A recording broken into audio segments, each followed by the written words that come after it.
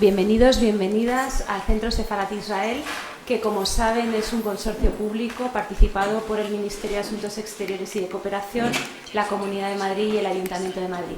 Les voy a dar la bienvenida en nombre de nuestro director general, José Tobar, que no ha podido estar ahora con nosotros, pero que estará más tarde en la inauguración de la exposición, y me gustaría darles la bienvenida a todos y especialmente a nuestros invitados que han venido de Austria y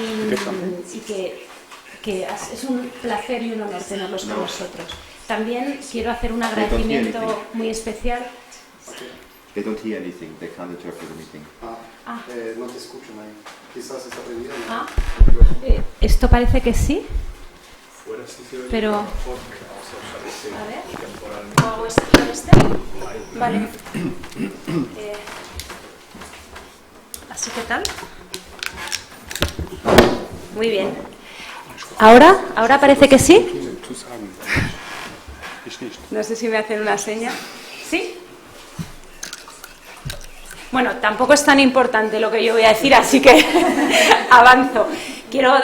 Estaba diciendo que quiero dar un agradecimiento especial a Cristian y a su equipo del Centro Cultural Austriaco, porque siempre es un placer trabajar con ellos. Trabajamos hace un año en la exposición 100 maneras de recordar a Kafka, que fue una exposición también con la Embajada Checa.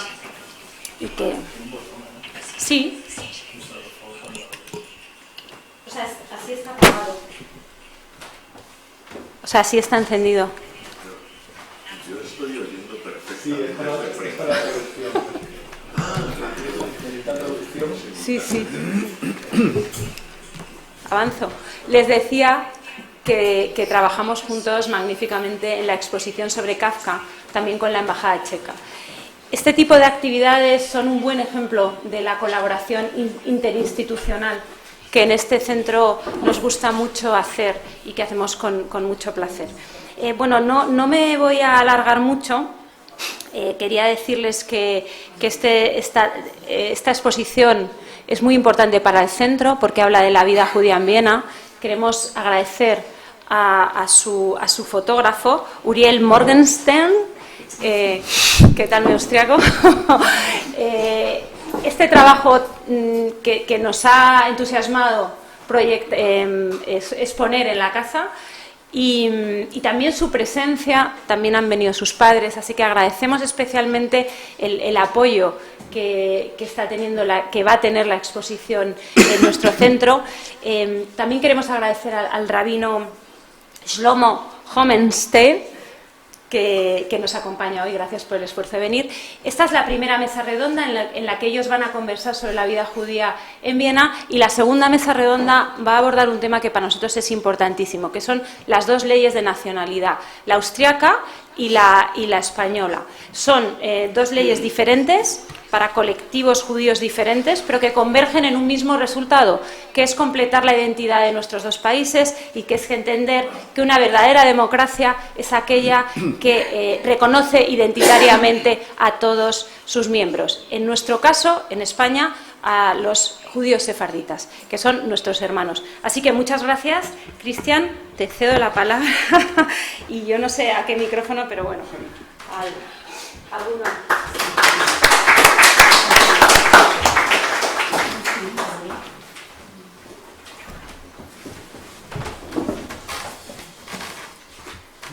Muchas gracias, Ana. Voy a ser breve, ¿me escuchan? Sí. Bueno, buenas tardes a todos y todas.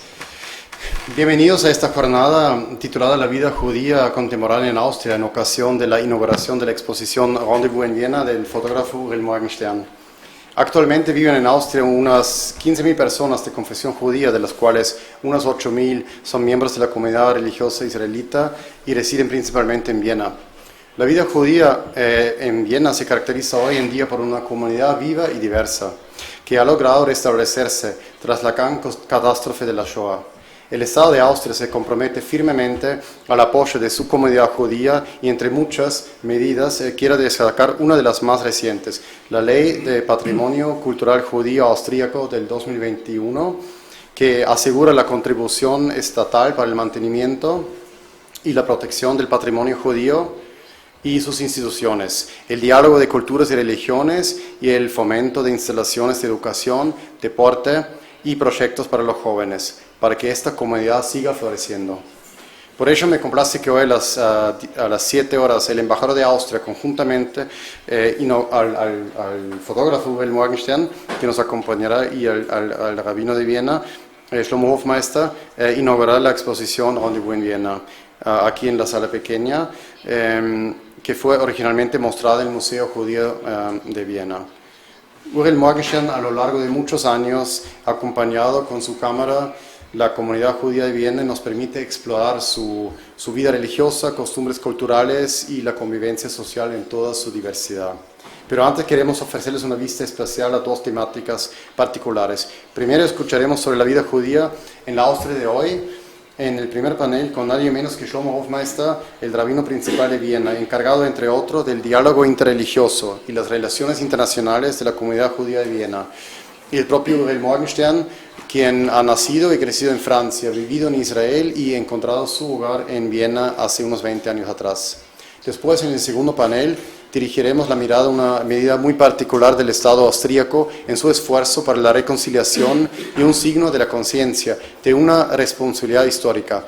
La ley austríaca prevé la readquisición de la ciudadanía austríaca para las víctimas del nacionalsocialismo y sus descendientes.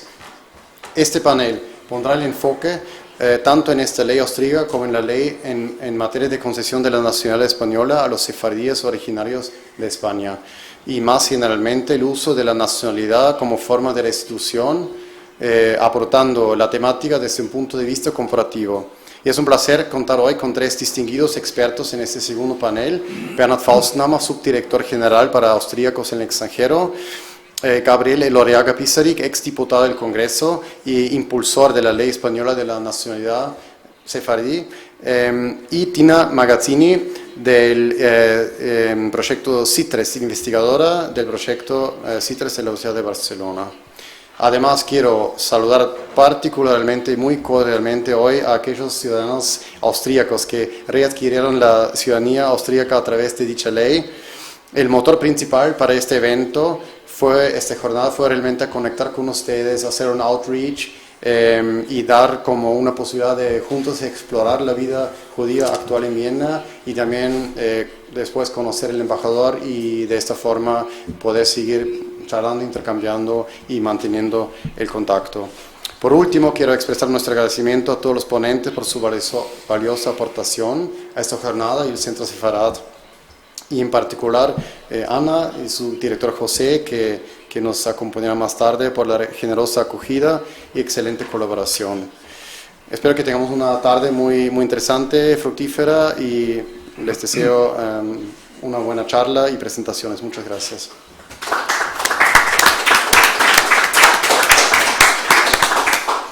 Y ahora cedo la palabra al rabino de Viena, Schlomo Hofmeister, por favor. Please, Schlomo Hofmeister, the floor is yours.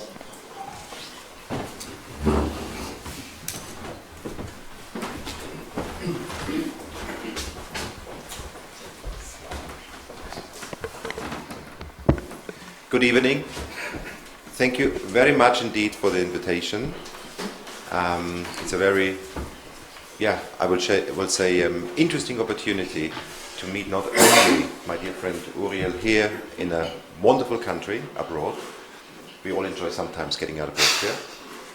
And but also this cultural center and the Jewish community, and the focus of this exhibition on one hand, but also the focus of this event here. It's very interesting to me. I did not expect the interest from the side of Spain to have this interest. In any case, I'm here to tell you a little bit about Jewish life in Austria today. The Jewish community of Austria is focused in the city of Vienna, the capital. This is due to history. Before World War II, this was not necessarily so, even though Vienna, as the capital of the Austro-Hungarian Empire, obviously had one of the largest Jewish communities in Europe. But due to the fact that after the war, Jewish life was re-established in most European, Central and Western European cities only on a very shaky basis, the big cities were usually the places where Jews found the ability to form what they call a critical mass, meaning enough people to actually start Jewish life. As I always keep emphasizing, just because Jews live in a city, that doesn't mean Jewish life. Jews living is one thing, but Jewish life means obviously to be able to run Jewish institutions, to have what distinguishes us from the non-Jews around us, to live like a Jew. For that, what we need. We need synagogues, we need food, we need butcher shops, we need bakeries, we need schools. All of these institutions of a Jewish community as a functioning organizational structure is necessary to build up Jewish life. And Vienna is one of the very few cities privileged after the war to actually rebuild an authentic Jewish community. You have today in the German capital of Berlin, you have close to 50,000 Jews. That's one of the largest Jewish communities in Europe. I think it's only Paris is larger, I believe. And yet, with all those Jews living there, you have very, very little Jewish life, very little happening in terms of what makes Jewish life Jewish. There's one synagogue for daily prayers. There's no butcher shop. There's no kosher bakery. There's a bakery where certain types of bread are kosher. You cannot buy any milk or cheese. You have to import it from Belgium or from other countries. And you have 50,000 Jews. In Vienna, we have 8,000 Jews. All over Austria, maybe another 500. In the small communities, we do have small communities outside as well, because there are people living and they form a Jewish community. But the Jewish life happens in and around Vienna. We have 8,000 Jews, which sounds like a small community when you compare it to almost 250,000 in London or even more than that in Paris. You know, it's a small community, and yet those 8,000 Jews in Vienna, and that makes it a very special community, have a higher infrastructure than the 180,000 Jews in Germany altogether. How does it happen? We don't know. It happens. We have 25 synagogues today in Vienna, and of those 25 synagogues, each and every one, it's not just a Shabbos synagogue, it's not just something opening for the holidays, as you also have some countries, but each of these synagogues have the daily prayers, morning, afternoon and evening. And some of these synagogues even have a set of morning prayers starting at different times. They have 3 or 4 different groups. The first one starting at 6 o'clock, the next one coming at 7 o'clock, the next one at 8 o'clock, going the whole morning. We have 5 Jewish schools. We have a united Jewish community in Vienna, which means we don't have an Orthodox community and a liberal community in a separate sense. We are a united Jewish community, which means everything which has to do with religion is run according to Jewish tradition, according to halakha, which in America they would call Orthodox, even though we don't use these terminologies in Europe. But it's according to Jewish tradition. But not everyone is observant. About a third of the community, maybe even more, are not observant at all. And the Jewish community meets the responsibility to also provide an outlet for Jewish life in their design. Meaning, we have a Jewish sports club, we have cultural institutions, we have various initiatives that Jews, no matter what kind of religious spectrum they identify with, find a home in our community. And this is something very important, and it's a big advantage of having a united community. It doesn't split the community. In some countries where you have various communities based on their affiliation or based on their identification with a certain spectrum of Judaism, the community splits and it becomes separate communities. In Vienna we have one community combining secular people, traditional people, ultra-Orthodox people. Even Chabad is under the roof of the Jewish community. Before the war, it's known, and I think we will hear more about it a bit later, that Vienna had a significant Sephardi community. The Sephardi community in Vienna has its roots in the history of the Habsburg-Turkish wars, and after the wars were finished, or when there were some form of ceasefire or peace treaties, the Turkish Jews, which were originally Spanish Jews, who migrated from after 1492 to Turkey, came to Vienna as Turkish citizens, as Ottoman citizens. And they actually enjoyed diplomatic privileges.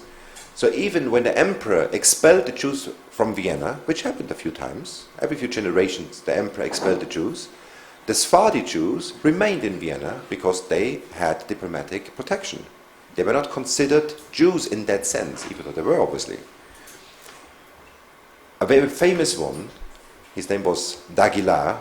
He was also a Spanish Jew, a Turkish Jew originally, who later moved to the UK, but he was a banker, and he financed the building of Schönbrunn Castle, which was the Habsburgs' main castle till this day. There's no visit to Vienna today without visiting Schönbrunn Castle. That's the, you know, I think besides Versailles in Paris, there's nothing comparable like that in Europe. I have to still see the castle in Madrid. But so Maria Theresia, the empress, known as an infamous anti-Semite, was very close to d'Aguilar, and not only because he financed her castle, she, and this is historically known, she personally appreciated him. But she did not like him to identify as a Jew, because no, you're not a Jew. So there was a differentiation. The Jewish community, the Sephardi Jewish community of Vienna, unfortunately found its bitter end in the 1930s. The Sephardim of Vienna were persecuted by the Nazis just as well as the Ashkenazim. They didn't make any difference. They were Jews. They did not have the privilege of the Habsburg definition of Sephardi and Ashkenazi, making a difference here. The Sephardi community was eradicated. The people were sent to Auschwitz, were migrating to other countries, just like anyone else. And after the war, unfortunately, the Sephardi community never managed to rebuild itself. And yet, today's Jewish community has about 30% Sephardim. So where do they come from? They're not from Spain, they're not from Turkey, they're not what we call Migrush Sfarad, they don't come really from Sephardi lands. They come from Tashkent, from Uzbekistan, Tajikistan, from former Soviet republics, who were invited and had opportunity, thanks to the Austrian government in the 1980s and 90s, to actually move to Vienna and to settle there. I'm oftentimes asked, why are they called Sephardim? Anyone gave me, why are people from really original Babylonian communities, why are they called Sephardim? Anyone knows? I mean, Babylonia was never a province or a colony of Spain, wasn't it? So far. They came from Safar. Safar. The definition of Sephardi in Ashkenazi, when you go down in rabbinic sources, you find it for the first time in the 13th or 14th century. These terms didn't exist before. They were just Jews. Before that, there was a differentiation between two Jewish groups. It was the Jews from Eretz Israel, the Israeli Jews, if you want, and the Babylonian Jews. That goes back to Roman times. You know, we all know the story. I'm sure everyone knows the wonderful opera Nabucco, when the Jews were expelled from the Holy Land, and a certain group went to Babylonia as prisoners then, but they settled there. And these communities in Babylonia, which later on populated the entire Asian continent, they went up to India, Afghanistan, all these communities, the Iranian community, are really descendants of the Babylonian exile community. Most of them never returned to the land of Israel. So we have to also historically know, at the time of the Second Temple, the majority of Jews did not live in the land of Israel. The majority of Jews lived in Babylonia and those countries. But when the Romans came and destroyed the Second Temple, the Jews expelled from there, they migrated to Europe. Already before the destruction of the temple, in fact, because the Romans conquered the Middle East 100 years before the temple got destroyed. And in those 100 years, there was a cultural exchange, and really there was a Roman Union, so to say. Anyone from the Roman Empire could move to any area of the Roman Empire they wanted to. And we know there were Jewish communities in Rome, in today's Spain, before the destruction, also in today's Germany, before the destruction of the Second Temple. But obviously, after the destruction of the Second Temple, most Jews of the Roman occupied land of Israel, they moved to the Roman Empire, and they settled all over Europe. Mainly in Germany, in Italy, but as far as north as today's United Kingdom and Scotland. The differentiation of Sephardim and Ashkenazim, which really was defined 1,000 years later, came about through some other historic event which we all know about, which was not caused by Jews, but by the church. the Crusades. Because what happened was, the Crusades was really, and let's use it historically as an umbrella terminology for the East-West war which took place. It was a cultural war on the borders of religion. Obviously, we all know it wasn't really a war between Christianity and Islam, but it was the religions defined the empires. And those two empires were in conflict. All the Jews of the Muslim Empire had their center in Spain, because we're talking about a time when the most authoritative rabbinic authorities and academies were located in Andalusia. And the most authoritative rabbinic academies of Christian Europe were in Germany. Now, Sfarad means Spain.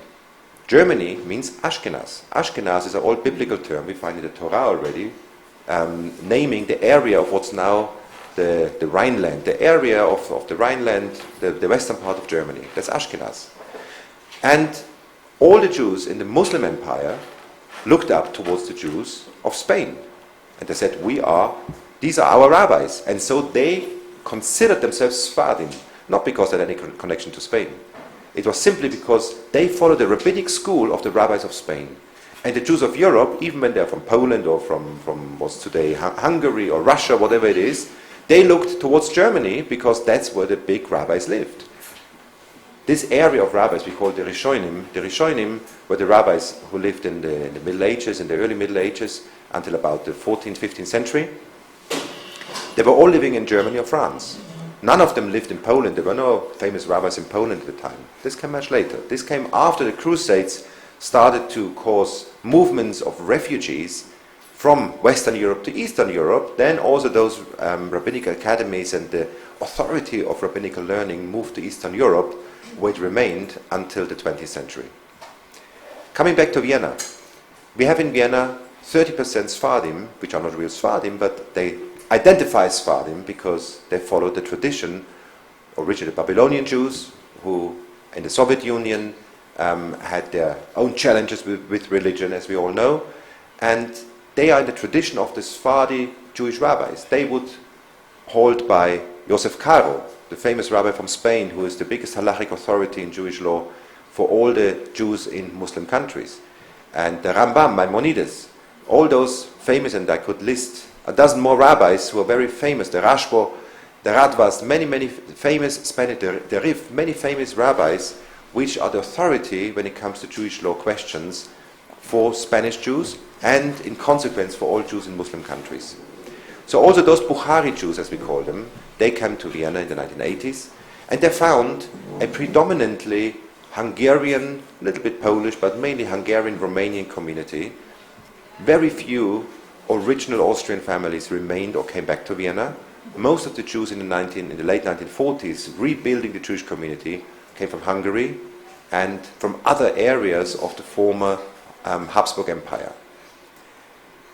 Why? I'm asked sometimes, why did the Jewish community, the small Jewish community in Austria, manage to rebuild Jewish life in an authentic fashion, whereas in other countries, primarily Germany, this wasn't possible, even though there are so many more Jews in Germany than in Austria. And I believe that after the war, even though we all know Austria and Germany, there wasn't really a difference, it was all Nazi lands, and yet after the war, for many Jews, since Germany was identified primarily with the Nazi government, it was, many Jews didn't want to settle down there. And those who settled there had reasons which were not necessarily those being conducive to rebuild Jewish life. Whereas Vienna had the privilege to be known in the heads of many people, the capital of the former empire. Vienna was known to be a focus point for all these Jews. They all heard about Vienna, they all knew about Vienna. A few years before the Nazis came, that was their capital. Doesn't matter if they lived in what's now Ukraine, if it was parts of Poland, all these areas, the Balkans, Vienna was the capital. So the Jews from these countries, when they had the opportunity to or wanted to stay in Europe, those who were more traditional, those for whom Jewish life and religion was more important, they came to Vienna. And so Vienna was privileged to have this critical mass of religious Jews after the war, allowing the rebuilding of infrastructure. I came to Vienna 18 years ago, and when I came there, I would say 80% of the marriages which took place, the young couples moved away. They moved wherever the spouse came from. I'm now talking about the religious section of the community. They moved to Antwerp, they moved to London, they moved to the United States of America, they moved to Australia or to Israel, depending wherever the other partner of that match came from. Today, 80% actually moved to Vienna. 80% of the marriages, it changed around the Corona times. So around 5 years ago, as I say, BC, before Corona, it was different. So Vienna is a growing community. It's one of the very, very few growing Jewish communities in Europe, and really growing not just in terms of people, not just in terms of membership, but growing in terms of infrastructure. We have 5 Jewish schools, as I've mentioned before. Why do we need 5 Jewish schools? We need, that's a very important school, the Jewish school, which is non-denominational, which means all the children are members in the Jewish community, but the school is not in any certain worldview, not a certain school, not a certain hashkafa, as we call it. It's a free school. The food is kosher. There are no examinations on the Jewish holidays. Everyone can live according to halakha, and there are prayers in the morning. There's a synagogue in the school. Everything is set up in order for any Jew to go there, but it's not a particular religious school. Then we have Chabad as an organization in Vienna, under the roof of the community, also very unique in Europe. And Chabad also runs their own school. And when I say school, I don't mean high school. I mean kindergarten, elementary school, and high school. The whole system, from beginning till end. Then we have another school, which was founded as a kind of a private enterprise about 25 years ago, of more religious families who said, yeah, we would prefer to send our children to a bit more religious school so they have more religious education, even though, which might be a surprise to many of you, in Austria, I'm not sure how it's in Spain with the Concordat, but in Austria, as in Germany and some other countries, there is religious education in every school. Every public school has compulsory religious education. You have, every Jewish child, every Jewish pupil must have religious classes in school. If you don't belong to any religion, then you have a free lesson. But usually, if you have a religion, you have to attend your religious education. But this is, we're talking about 1 or 2 hours a week. So this is minimum. Religious families want a bit more religious education, so they formed that school, and they opened that school, which has about 2 or 3 hours a day, and they also meet the public curriculum. It's a private school. It's a small school. They have in every class, they have maybe 10, 12 boys, not more. Then we have, and I'm not going chronologically, I'm going by the spectrum, so to say, then we have the more religious school, which is called the Talmud Torah. The Talmud Torah of Vienna is actually the oldest Jewish school in Europe, which is continuously existing, besides the Nazi years. It was founded in the mid-19th century, and it's still running under the same name. The only difference is, back then it was a really Ashkenazic school, with a Western Ashkenazic approach, which is very similar when you go back in time to the authentic Spanish approach. Science and religion, you combine it, there's no contradiction in them. And this has become today a Hasidic school, because a lot of the religious Jews in Vienna after the war are of the Hasidic type, and they are dominating that school. Also, that school goes from from kindergarten, even before that, sometimes the moment that the children can walk, they send them to kindergarten in Europe, in Austria, and until the end of school. Then we have a girls' school as an equivalent, because that Talmud Torah is only for boys. In kindergarten, they're still together, but then from elementary school to high school, they're separated in a boys' school and a girls' school. And then I almost forgot to mention, we have also the Wiener Yeshiva. It's a yeshiva, a proper yeshiva, which has a very good reputation, and I can vouch for it now. My oldest son just finished last year in the Wiener Yeshiva, and he found a very good place in Gateshead, in the yeshiva there, and he was accepted as one of the best students in Gateshead, which is, that's the Harvard of yeshivas in the world, really. Gateshead, I don't know if you heard about it, it's a town in the north of England next to Newcastle at the Scottish border, which is known to be one of the best yeshivas in the world. They have 5 yeshivas there, but all of them are good. So my son from Little Vienna managed, from his yeshiva background, to really excel there as well. So Vienna, almost forgot, we have restaurants. I know you have beautiful restaurants in Madrid. I know that little one, I went there last night, where you walk from the street into someone's living room, that's how it feels. We have in Vienna, we have half a dozen restaurants, sometimes a bit more, sometimes less. You know, it's kosher restaurants, they open, they close, but there's a core of 5-6 restaurants which we always have. We have an old-age home. We have 2 large supermarkets with kosher food, where you can buy everything. And this is not thanks to the Hasidic community. You might think those are the ones who go shopping in a kosher shop. No, that's thanks to the Sephardi community. Because even though the Sephardim, as all over the world, they might not go to the extremes as by the Ashkenazim. You know, Ashkenazim, you have either very secular or very religious, and then in the middle is a very small group. But as Sephardim, you have much more of a mainstream. Even people who you might not recognize as outwardly religious, you can be assured that most Sephardi men still, they do the morning prayers, they put on their tefillin, they wear a talis, they keep the basics. They might not go to synagogue, they say it at home, but certain red lines are usually not crossed in the Sephardi community. This doesn't matter if it's Morocco or Uzbekistan. I see this all over. And what's the consequence? The big mass of those Sephardi Jews in Vienna, they need food. And they don't want to have a can of gefilte fish and matzes, which, you know, in some corner shops you can find. That's usually the kosher shops in most countries you go to. No, they want French cheeses, they want foie gras, they want different sausages, you know, they want everything. If you go to a Jewish supermarket in Vienna, to the cheese section, you find a bigger variety, and I'm not kidding, I'm not exaggerating, you find a bigger variety of cheeses than in Israel. This is due to the poor selection of cheese in Israel, but still, it is impressive. We have a big demand for these things. We have 3 butcher shops. We have also politics. You know, is this meat more kosher than the other meat? No. A small community with a big infrastructure comes with big politics as well. But overall, and I say this as a rabbi now, I'm very proud to say that in Vienna, if you visit, anything which does have a kosher certificate, you can rely it is kosher.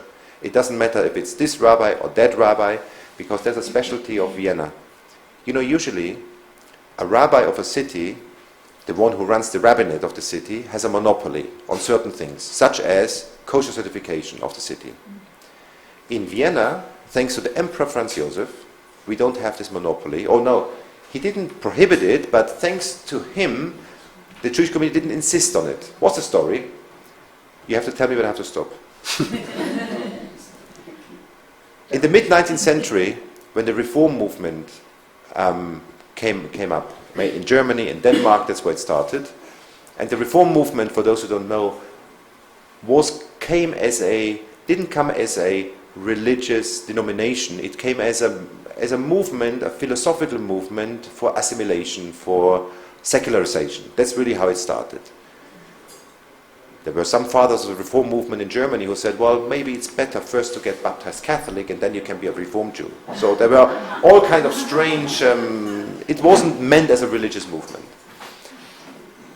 The reform movement came to Vienna, and actually Vienna had a rabbi who came from the reform movement. He wasn't the rabbi of Vienna, but he was the rabbi of a synagogue, actually the still standing oldest synagogue of Vienna. He came from Denmark. He was a student of a reform rabbi, and he came to Vienna and he thought, I come to this modern city, the capital of the empire, I make them all reform. Little did he know how conservative the Austrians and Hungarians are. It didn't go down well. It took a few years, and then they approached the emperor eventually. And the emperor interviewed him, and he said, okay, you want to change the religion, you want to change the principles, very interesting. I want to hear a second opinion. And he asked the chief rabbi of Vienna, his name was Lazar Horowitz at the time, and he interviewed him as well. And the story goes that the emperor at the end decided he doesn't want to get involved, but can't just change the rule of a religion. You don't want to follow it, make it, sort it out with God. But don't legalize things if the sources of your religion don't allow for that. And that's really the approach of the Jewish community till this very day. We don't have a Reform synagogue in that sense. We have a big synagogue, a great synagogue, which is very liberal, very open. It's open for everybody. No one is judgmental. No one looks at the person if they wear a kippah out on the street or not. Yeah, in the shul they put on a kippah. This is the great synagogue. And it remained it remained orthodox in terms of what prayer book they're using. Certain principles are still orthodox in that sense. So the emperor was responsible for maintaining the unity of the community by not allowing a separate community to be founded based on different principles. Now, what did the community leaderships decide? In 1856, they decided, some time ago, 1856, they decided to take away pressure from the constituency for a reform community or reformation of the community. And then the community was growing and probably the majority of the community started to be less religious. So the leadership decided every group, every rabbi of every synagogue deserves some semi-autonomy. What does it mean? Usually in the community appoints the rabbis of the synagogues. In Vienna, going back to 1856, the community supports each synagogue, but each synagogue appoints their own rabbi. They want him to be Hasidish, let it be Hasidish. They want him to be Herr Dr. Rabbiner, let it be. They want him to be Georgian or Bukhari, Grozini, whatever. The community decides who they want. The synagogue decides who they want, not the community. I'm only myself and the rabbi of the great synagogue. We are the only two rabbis appointed by the community, by the board of the community, because our responsibilities go beyond the synagogue. But the rabbis of the synagogue are appointed by the synagogue. With it came the rabbi of this synagogue or that synagogue said, well, I'm a rabbi, I want to do my own meat, I want to do my own kosher certification. So the community said, go ahead, no problem. And the rabbi back then also, well, still Asa Horowitz, he was the longest serving chief rabbi in Europe. He agreed, he said, do it, as long as it's kosher. If you do something I don't agree with, because there's an issue, I don't allow it. But as long as it's according to halakha, I have no monopoly, you do what you want. And we have this very situation till this very day. We have 4 different rabbis who do hechsherim, who do kosher certifications. And there's politics amongst them. You know, is this better or that better? I tell you, as the rabbi of the city, it's all the same quality, it's all the same Shulchan Aruch, the same halakha, it's all 100% reliable. But the fact that we have the variety and the vibrant possibility for growth is based on the fact that each group has this enjoys this autonomy. Because if one community just strangles the groups and says we decide what you have to do, it strangles Jewish life. And this is the secret of the Jewish community of Vienna, that in spite of its variety of synagogues and still being under one structure, under one roof, it can still strive, and it can develop into the future. And we're very fortunate to have a young community. Of the 8,000 members, 1,900 are below the age of 18. This is amazing. When you compare that, I don't know if you know about regular society, this is way younger than the regular society. And of those 1,900 youths, 1,650 attend one of these Jewish schools or kindergartens. There are also Jews in non-Jewish institutions. There are religious Jews who go to public schools for some reason or another. You know, we have very good schools, academic schools. We have schools which focus on music or on sport, on certain things. Or it just happens to be a school which is known to be a good school. We have the French school, which has also a lot of Jewish children, by the way. I think, Ouriel, your children at the French school? They used to be going there. They used to be going there. The French school in Vienna, by the way, is the only lycée which I know of which has religious education. Because we all know in France, you know, laïcité is a very big thing. But it was a condition for the for the lycée to open up in Vienna that they offered religious education, because that's a law in Austria. So they have to offer it.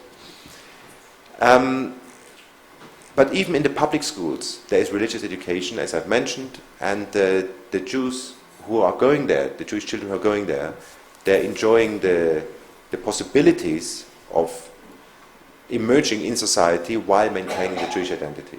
Yes, we have assimilation as well. Obviously, we have assimilated Jews, we have those who are assimilated by choice, and we have a lot of Jews in Vienna, and that's my final point, a lot of Jews in Vienna who are assimilated without having chosen so. In the 19th century, there was an idea to become Catholic, to gain social recognition. This was a very, very European thing, but especially in Vienna. And there was a very interesting mechanism happening. Many of these Jews who got baptized, they didn't attend church. They got baptized, were seeking social recognition, and only married amongst each other. These were called the baptized Jews. And in fact, of the 180,000 Jews in the 1930s in Vienna, close to 100,000 belonged to this group of baptized Jews. During the Nazi years, a lot of them managed to hide as Austrians because they were baptized within their family for 2-3 generations. And many of them just disappeared because they had the possibility to survive. Their children and grandchildren, slowly and slowly, come out of the woods. There isn't a month when I'm not getting a phone call, when I'm not being approached by someone who tells me, listen, my great-grandfather just died, my great-grandmother just told me we are Jews. And we had no idea. So how many Jews are we in Vienna? We don't know. 8,000 registered members, roughly, but there could be 5,000, 10,000, 20,000 more assimilated Jews who simply don't know that they're Jews. In Spain knows the story of the Marranos, the conversos. How many Jews are there in Spain? We don't know. How many Jews are there in Austria? We don't know. And it is our ambition, obviously, to also bring those people back to awareness of their roots, of their identity. We don't force them to do anything this way or that way, but it's still a shame that there are many, many out there who don't know that they are really of Jewish descent. And institutions like yours, and to make it more public, the importance and the essence of Jewish history in these countries, in Austria and Spain alike, also can be conductive for those families to find out more about themselves, about their roots. It can be research on names, it can be research on family traditions. One anecdote I tell you, when I was a young rabbi, many, many years ago, in 2005, I went to a hotel in Spain. I was the rabbi of a Pesach program. You know, on Pesach, on the holiday of Pesach, they make hotels, fancy hotels, people from all over the world come and they join the hotel. And on the eve of Pesach, you have to sell the chametz. You have to sell all the things with bread and everything which might be in the hotel, which the kitchen needs for afterwards. It has to be sold to a non-Jew. According to Torah law, a non-Jew is allowed to keep it, but a Jew is not allowed to keep it. So it's sold to a non-Jew. And I was living in Israel at the time. I came to Spain just for Pesach. And I asked my rabbi, okay, how do I do this with the sale and everything? And said, you go to Spain, you have to be very careful. You're not allowed to sell the chametz to a Spanish person. I said, why? Because there's so many Jews assimilated as conversos, as Marranos in the Spanish society, that the risk of you selling it to a Jew without him knowing it is too great. So I finish at this point. If you have any more questions, as I understand, we have a longer evening ahead of us and more opportunities to speak, and I'm happy to answer your questions. And yeah, I pass on the floor to Ouriel. I suppose.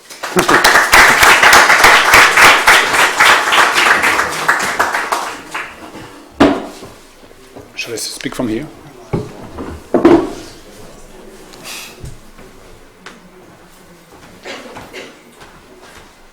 Buenas tardes, bienvenido. Muchas.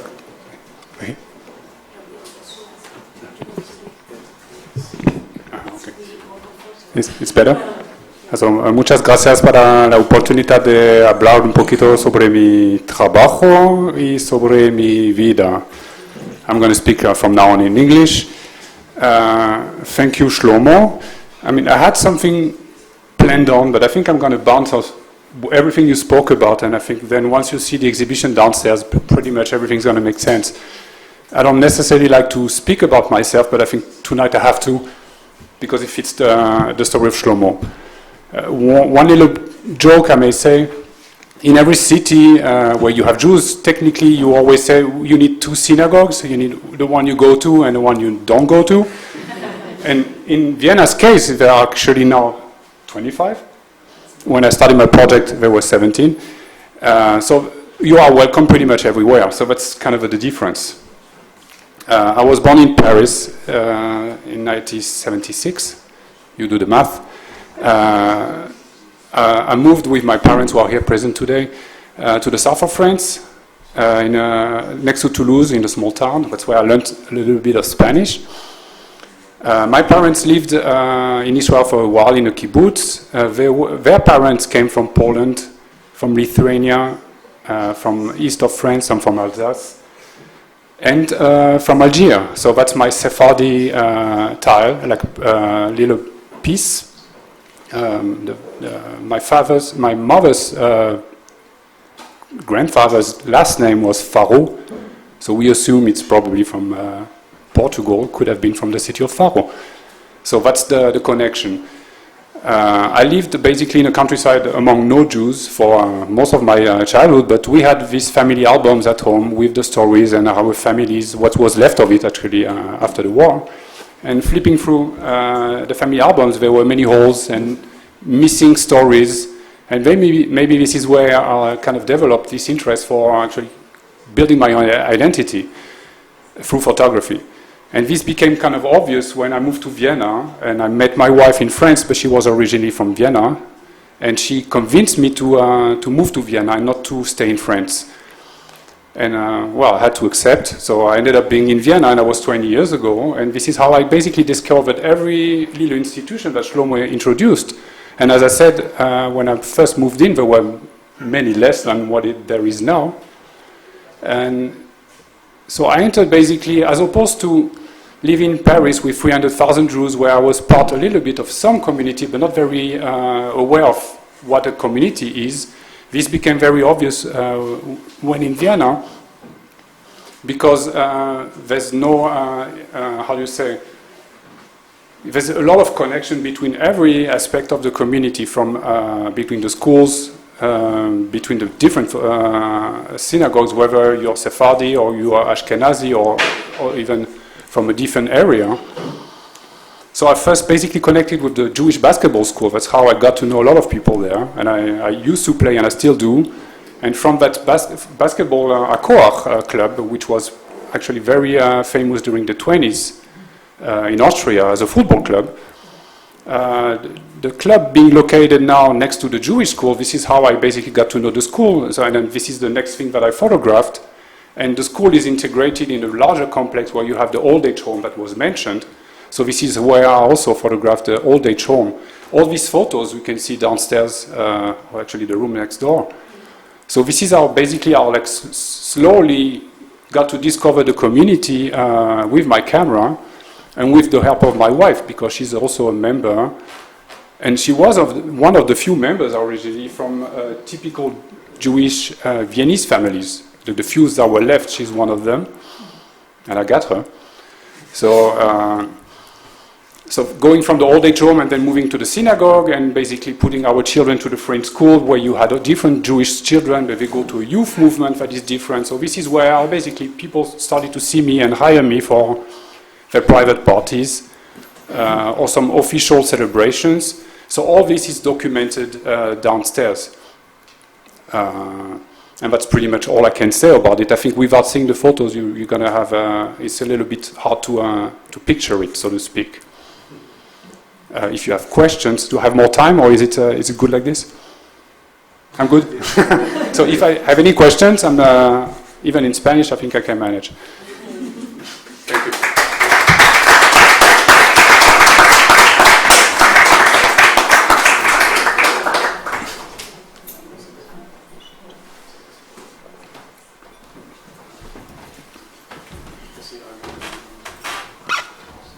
yo creo que las preguntas a Ouriel pueden hacerse también en la propia exposición, ¿no?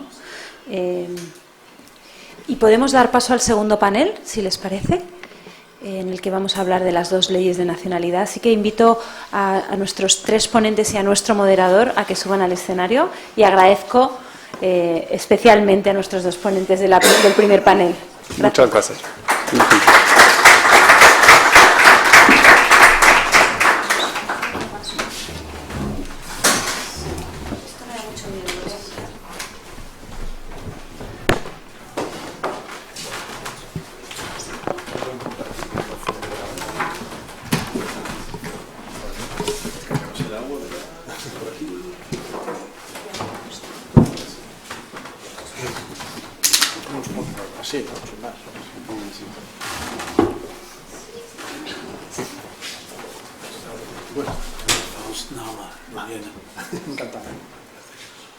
¿Hablas español?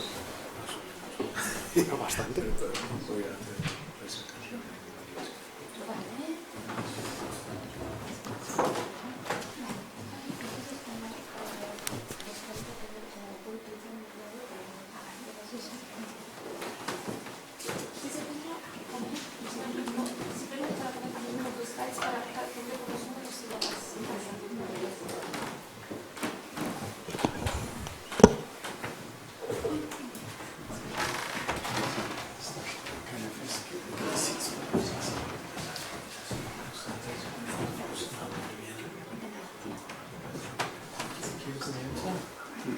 ¿Quieres empezar tú?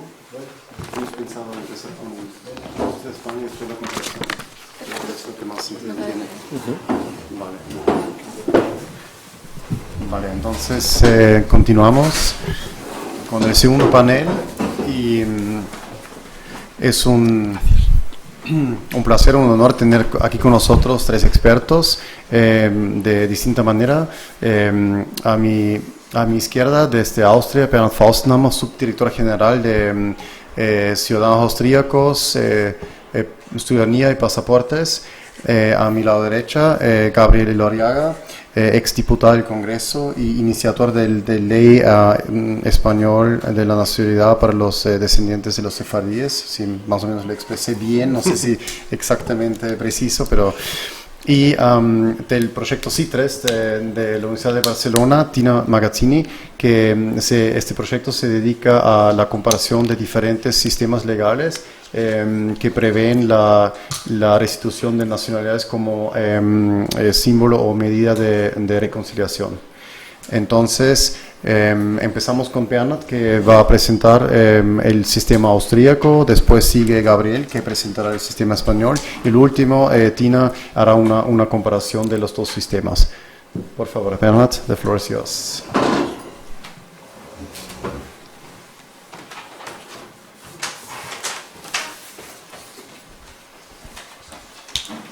Muy buenas tardes a todos. Disculpen que les voy a hablar en inglés porque he preparado una ponencia en el idioma inglés y ustedes lo van a poder seguir por medio de los intérpretes. Ladies and gentlemen, I want to start by saying that the question of granting citizenship to descendants of victims of National Socialism is only one small bit in the much larger picture of reconciliation, restitution, and in a sense, as we've said for years, coming to terms with the darkest sides of Austria's history, the years of National Socialism. This has been ongoing roughly since the 1990s, when the National Fund was first created, was followed by the Washington Accords with the General Settlement Fund, the Fund for the Restoration of the Jewish Cemeteries in Austria, and of course the Fund for the Reconciliation and Indemnification of Former Forced Laborers under National Socialism. So all of these bodies, all of these institutions were intended to give a financial and material side to the reconciliation effort, which should not be just manifested in speeches given on special occasions, but coming to terms with Austria's history should be manifested in a very practical way, which especially could be felt by the victims and their descendants, and demonstrate to them and to everyone that they have not been forgotten. The National Fund, since 1995, has made payments to all survivors of the Holocaust, Austrian victims of National Socialism, as a gesture of recognition. The General Settlement Fund, then from the mid-2000s, made payments for losses of assets suffered as the result of persecution, and also opened up the opportunity for restitution of property, including real estate and works of art. And to this day, as I mentioned earlier, the Fund for the Restoration of the Jewish Cemeteries continues its efforts to nurture a cultural, religious, and emotionally important element of Austria's history. Now, the work of the General Settlement Fund has been completed in the meantime, and there are fewer and fewer survivors. Only a few eyewitnesses still survive to bring testimony of their experience. And therefore, with the advent of a new generation, the focus is shifted towards safeguarding recollections for the collective memory. So the National Fund, for instance, renders a contribution by funding projects and publishing life stories of survivors. The redesign of the Austrian exhibition at Auschwitz is one of those projects. The Shoah Wall of Names Memorial in Vienna, inaugurated a few years back only, and which was coordinated by the National Fund, is another important political signal. And I mean, Enno and I, in our earlier capacity as protocol officers for the Ministry of Foreign Affairs, have visited several of these memorials with His Majesty, their Majesties, the King and Queen of Spain, with the President of the State of Israel, and so on. So these are really meaningful places of commemoration. And there's maybe one aspect of the National Fund that I want to particularly highlight because it's practical in connection with the citizenship issue, namely that through the indemnification efforts, they have collected massive amounts of personal data and histories, which help people who are now applying to have their citizenship granted or reinstated, depending on how you look at it, helping them basically rebuild or retrace their family histories and connecting the dots in this context. So these archives, these documents that are left from the restitution efforts of the 90s and noughties are now very helpful. This year is not only the 30th anniversary of the National Fund, it's also the 20th anniversary of the so-called Future Fund. And the Future Fund was established on the remains of the Reconciliation Fund for Forced Laborers, and it is a grant-providing institution which has supported projects fostering tolerance and mutual understanding on the basis of a close examination of the sufferings caused by the National Socialist regime on the territory of present-day Austria, and keeping alive the memory of the victims as a reminder for future generations, and as well as human rights education and the strengthening of democratic values. And just as a very practical example, about 600 interviews that were taped with Austrians persecuted by the National Socialist regime have been documented under responsibility of the Future Fund and made available in an online database. So that's to set the stage for the question of citizenship. Citizenship for persecuted persons and their direct descendants. So in October 2019, the Austrian Parliament unanimously adopted an amendment to the Austrian Citizenship Act in recognition of Austria's special responsibility towards persons persecuted under National Socialism as well as their descendants. So since the implementation of this provision started in September 2020, there were amendments made in April of 2022 in order to further expand the scope of the new legislation in order to allow for the acquisition of citizenship by a broader group of people in accordance with the principles of our citizenship legislation.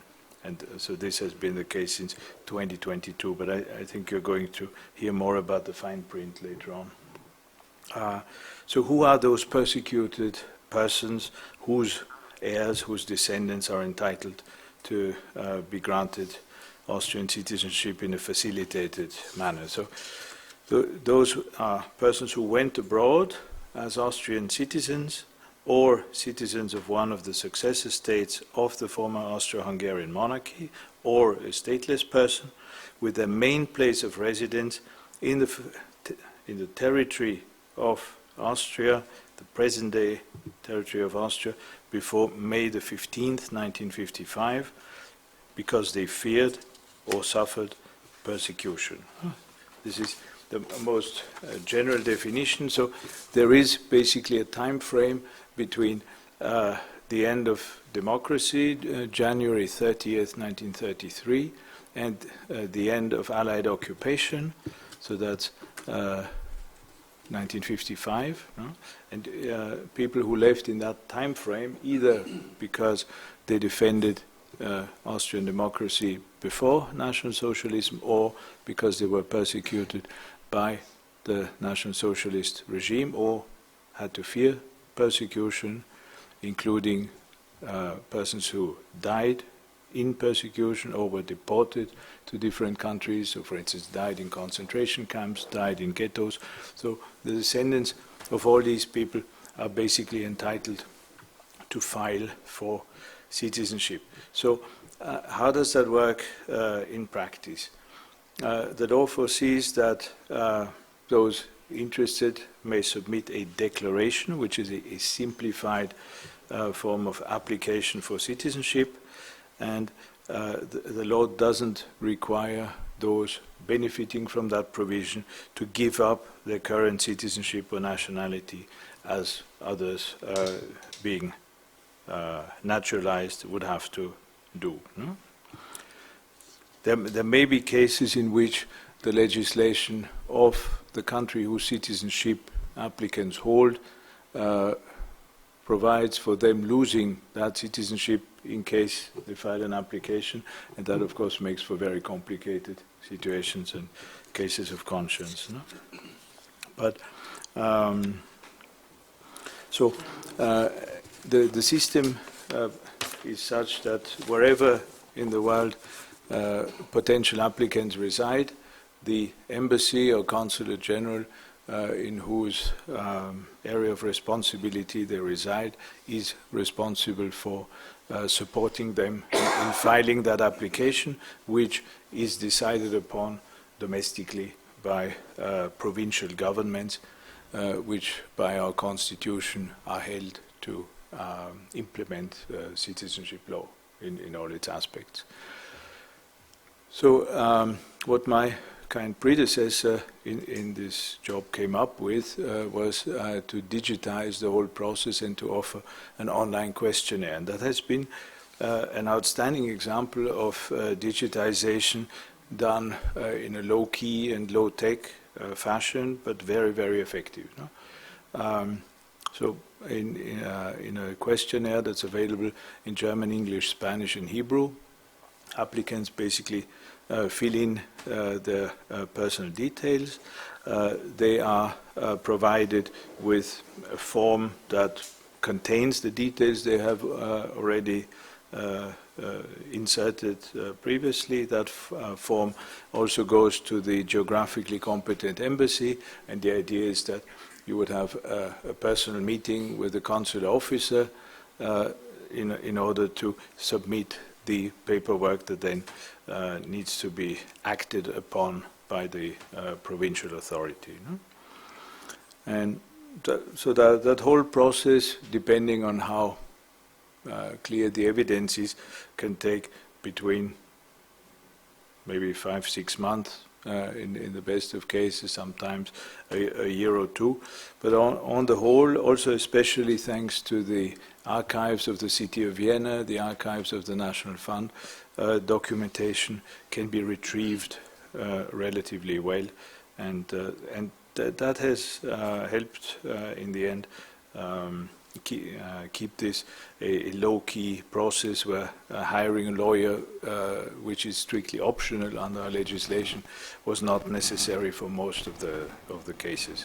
So not only is the process free in terms of not implying any administrative charges, which you would have for other cases of naturalization, so it's free of charge as per law, and at the same time it can be done without a lawyer, which also makes it an easily accessible procedure.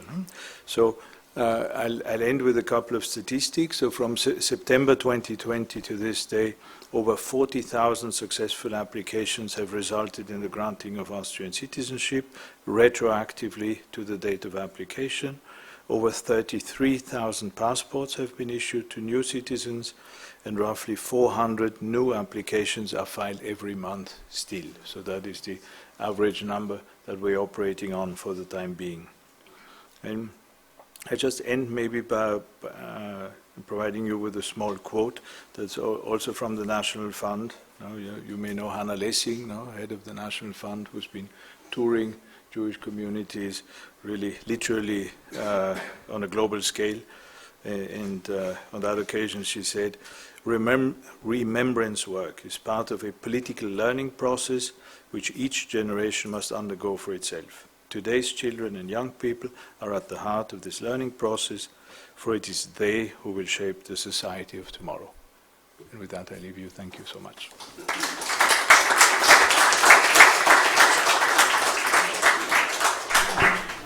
Thank you very much, Bernhard, for this extensive overview and insight on the Austrian legal system regarding readquisition of citizenship. And now I'm happy to pass the floor to Gabriel to enlighten us upon the Spanish system, the legal system on the readquisition of Spanish citizenship for the descendants of Sephardi Jews. Muchas gracias, muy buenas tardes. Yo me he dedicado durante muchos años a la vida pública y he tenido ocasión de hablar en muchos foros, pero nunca he tenido hasta hoy la oportunidad de reivindicar mi carácter de austriaco. Y me van a permitir que empiece explicando cuál es mi relación con Austria. Verán que además guarda alguna relación, mi relación con Austria, con mi relación con la comunidad judía. Mi abuelo, Ottmar Pisarik, llegó al norte de España, a San Sebastián, a mediados de los años 20. Él era hijo de una viuda, su padre había muerto en la guerra del 14 en el frente italiano, y se vino como ingeniero a instalar una maquinaria en una fábrica en San Sebastián. Y se quedó, y murió en San Sebastián muchos años después. Algo antes de la llegada de mi abuelo a San Sebastián, en 1922 más o menos, había llegado la emperatriz Zita a la costa vasca. Se había instalado en Lekeitio tras la muerte del emperador ya en el exilio y vivió en la costa vasca durante poco menos de una década. Ella luego se marchó, se fue a vivir a Suiza y vivió en otros muchos países, pero dejó una pequeña comunidad de austriacos en Lekeitio, de los pocos, lógicamente, que había en la zona. Mi abuelo estableció relación con esos otros austriacos que vivían en Lekeitio y años después tuvo ocasión de recibir allí a el Pater Gap, a Jacob Gap, un sacerdote católico que huía de Austria, austriaco, que huía de Austria perseguido por las autoridades nazis y que buscó refugio precisamente en Lekeitio también. Hace pocos años, porque el proceso de beatificación fue muy reciente, en el expediente que el Vaticano abrió para hacer ese proceso, apareció toda la documentación de las relaciones que había mantenido mi abuelo con Jacob Gap en su huida desde el régimen nazi. Luego finalmente fue atrapado, fue detenido en Francia y fue asesinado en Berlín por las autoridades del régimen nazi. Todavía antes de eso, en 1914, había llegado a San Sebastián una familia judía de origen polaco, los Herzog. Los Herzog eran peleteros y mi familia era de sastres. Cuando llegaron los Herzog a San Sebastián, quisieron instalar una tienda de pieles en San Sebastián y decidieron instalarla junto a la sastrería que tenían mi familia. Y de esa relación se estableció una amistad entre la familia Herzog, de origen polaco, insisto, judíos de origen polaco, y mi familia.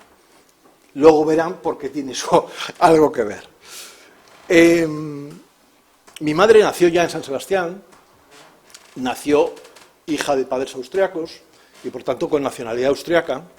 Mi madre era del 30, perdió la nacionalidad austriaca por primera vez en el Anschluss, porque pasó a ser alemana, recuperó la nacionalidad austriaca al finalizar la Guerra Mundial, le devolvieron la nacionalidad de origen austriaca, y perdió la nacionalidad austriaca por matrimonio, porque cuando ella se casó en el 56, las mujeres no podían mantener su nacionalidad de origen cuando se casaban con un ciudadano extranjero. Por lo tanto, cuando yo nací, mi madre era española, pero realmente era austriaca de origen y de nacimiento, y así permaneció, nunca recuperó la nacionalidad austriaca porque ella había terminado viviendo. Yo luego llegué a la universidad, unos años después, yo estudié en Madrid, y cuando llegué a la universidad el primer año me empezaron a hablar de Kelsen mucho, porque en primero de Derecho aquí se estudia mucha filosofía del derecho, no sabe muy bien por qué.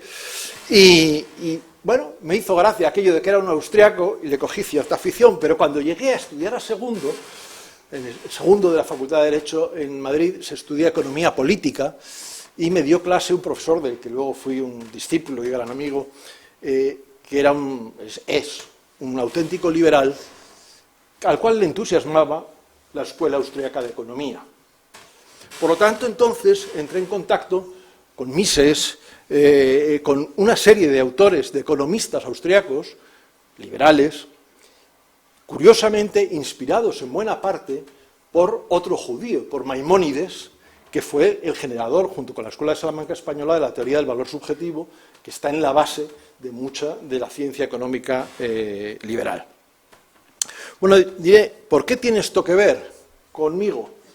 Porque cuando yo llegué al Parlamento, el portavoz de mi grupo parlamentario, que conocía que yo tenía alguna relación con la comunidad judía, me propuso ser presidente, y lo fui durante muchos años, del grupo de amistad entre España e Israel en el Parlamento español.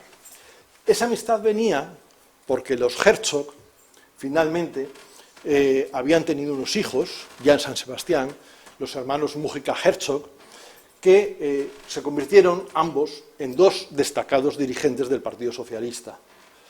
Uno de ellos ejerció la política en el País Vasco, el otro la ejerció más en Madrid, fue ministro de Justicia con Felipe González y defensor del pueblo mucho tiempo después. Los Herzog tenían, aunque eran más bien judíos no practicantes, diría yo, pero tenían mucha relación con la comunidad judía, y a través de Enrique Mújica Herzog yo entré en relación con esa comunidad, y por eso en su momento me proponen que dirija el grupo. Y por eso, cuando entra la ley en el Parlamento, cuando el gobierno español decide hacer una ley de nacionalidad, decide que sea yo, que tengo una especial vinculación con la comunidad, quien pilote el proceso de aprobación de la ley. Y ahora ya voy a la ley. La ley española, la ley de 2015, no es una ley que nace de la nada, sino que es el final de un largo proceso que arranca a principios del siglo XX. Lo trataré de explicar brevemente, pero es muy interesante ver el recorrido y ver, yo creo que es la manera de entender el sentido final de la ley. España adquirió un especial compromiso tras la caída del Imperio turco con los judíos residentes en territorios desgajados del imperio. El Tratado de Lausana en el año 23 estableció, una vez que se crearon los nuevos estados surgidos de la desintegración del imperio, estableció un sistema de protección diplomática por el cual las minorías que quedaban desplazadas fuera de su territorio nacional serían protegidas por las autoridades diplomáticas del Estado correspondiente. Eso encajaba más o menos bien, salvo para los sefardíes. Los sefardíes, que habían estado protegidos básicamente y de manera histórica por el sultán turco, no tenían una nacionalidad de origen, un país de origen que les ofreciese protección. Y entonces se decide en el tratado, del cual España no es parte, se decide que sean las autoridades españolas las que asuman la protección diplomática de los judíos situados en antiguos territorios turcos que pasan a ser nuevos estados. Básicamente Grecia, Bulgaria, Egipto, que es donde estaba establecida la comunidad, aparte de la propia Turquía. Eso lleva a aprobar una primera norma en 1924, que es la ley de protección de los antiguos protegidos españoles. Curiosamente, la norma del 24, aprobada durante la dictadura de Primo de Rivera, no se menciona la naturaleza judía de los destinatarios de la norma. Se habla de los antiguos ciudadanos protegidos por el Reino de España, pero no se menciona, se elude en todo el texto de la norma que sean judíos. Esa norma funcionó muy mal, en el sentido de que tuvo un plazo de vigencia muy corto, no debió de llegar la información suficiente a esas comunidades. Lo cierto es que muy pocas personas en 1924 adquirieron la nacionalidad a través de esta norma. Y esa norma tenía estrictamente un plazo de vigencia de 1 año. Sin embargo, la norma del 24 es la que años después, durante la Guerra Mundial, invocan algunos diplomáticos españoles para otorgar pasaportes españoles a los judíos perseguidos en sus respectivos territorios. Se calculan, no hay unas cifras exactas y se debate, que más o menos 25.000 judíos durante la Guerra Mundial obtuvieron pasaportes españoles de las embajadas de España a través de la aplicación realmente muy forzada, porque no estaba en vigor la norma, pero la aplicación tardía del decreto del 24. Poco después se repitió la historia. El Tratado de Lausana tenía 20 años de vigencia y la perdió, y cuando se pierde la vigencia se vuelve a plantear en España qué hacer con esos ciudadanos que estaban bajo protección diplomática española, pero que no eran españoles. Y se decide entonces, de nuevo, aprobar una norma para ofrecerles la nacionalidad. Se aprueba un decreto ley en 1948, es decir, en el régimen del general Franco, y de nuevo esa ley es un pequeño fracaso. Muy pocos judíos se acogen a esa norma. Pero ocurre lo mismo porque años después, en la guerra del Sinaí, cuando se desatan, digamos, el primer conflicto entre Israel y Egipto,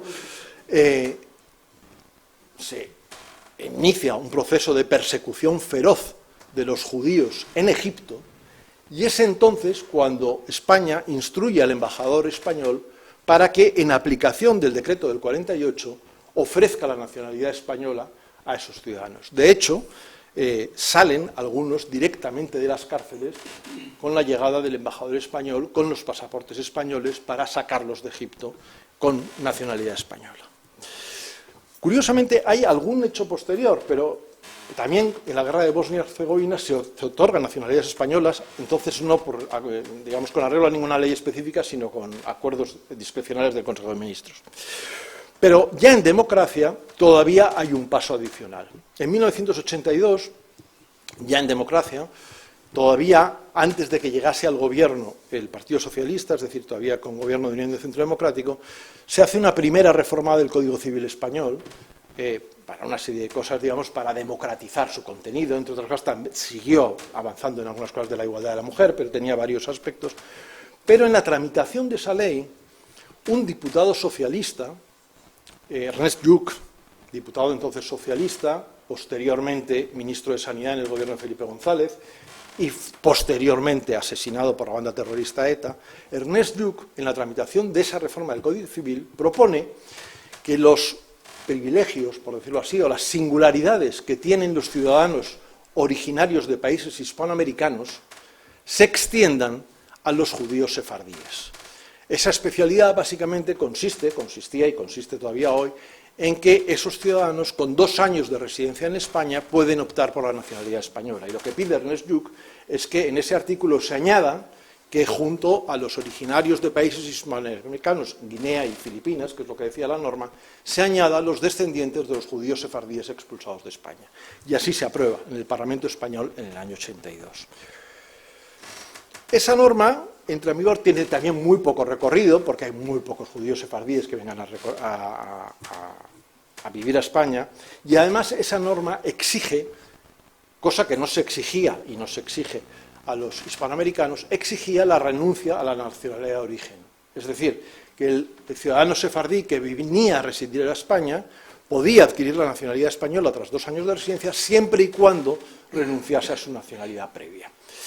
Insisto, por esa vía apenas entró nadie en España.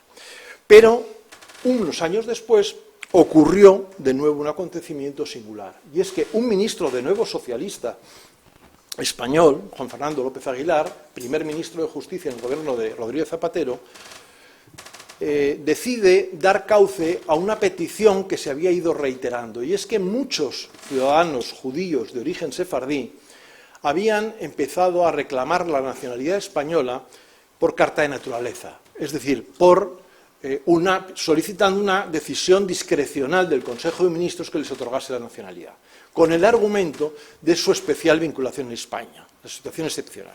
Eso se empieza a admitir de manera recurrente y durante el mandato de Juan Fernando López Aguilar se concede un número bastante significativo de nacionalidades españolas a ciudadanos de origen sefardí por acuerdos discrecionales del Consejo de Ministros.